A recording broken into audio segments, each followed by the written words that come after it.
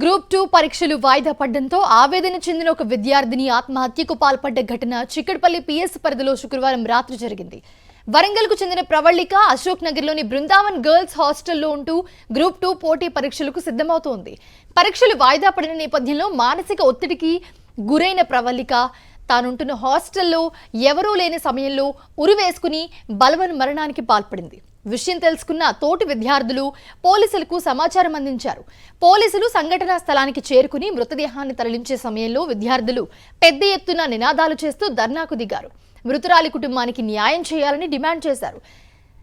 టీఎస్పీఎస్పీని రద్దు చేసి యూపీఎస్సీకి ఇవ్వాలని, కొత్త బోర్డుని ఏర్పాటు చేయాలని కోరారు. అర్ధరాత్రి దాటే వరకు నిరసన కొనసాగుతూనే ఉంది.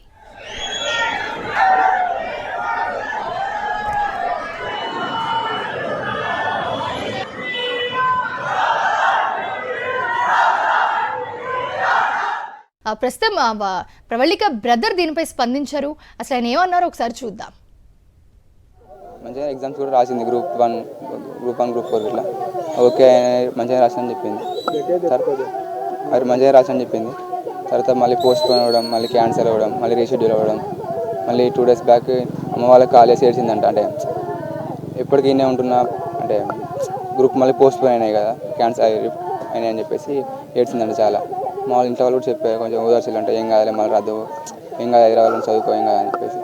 సో ఆ డిప్రెషన్లో కొంచెం సూసైడ్ చేసుకుంది.